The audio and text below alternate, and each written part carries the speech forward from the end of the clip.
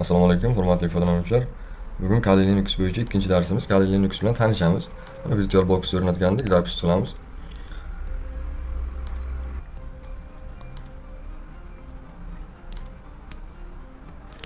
Agar shunaqa chiqsa, birinchisini bosib yoki enterni bosib o'rasizlar, o'tadi.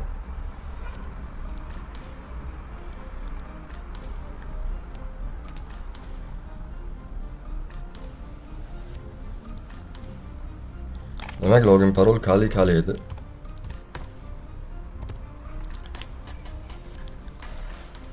Mana Kali Linux ochildi. Kali Linuxga kirdik. Install bilan tanishamiz, menyularni ko'ramiz, fayllar joylashgan joyini ko'ramiz. Terminalni qayerdan ochishni o'rganamiz.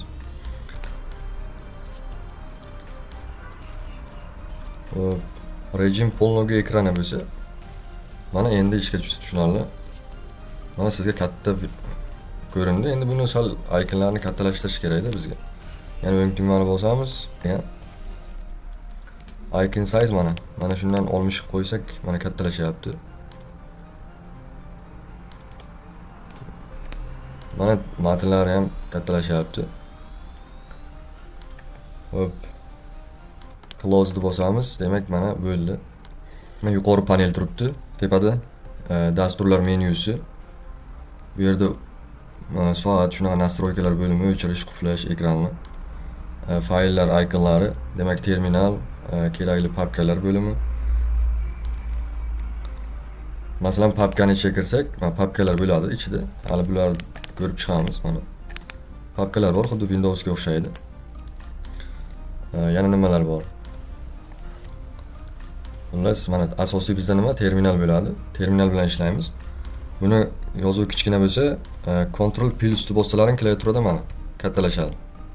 Mana shu eng muhim narsa bo'ladi Linuxda. Terminal Linux bilan buyruqlar orqali ishlash muhiti hisoblanadi. Windowsda CMD va PowerShell bo'lsa, Kali Linuxda terminal ishlatiladi. Masalan, birinchi buyruqni yozamiz.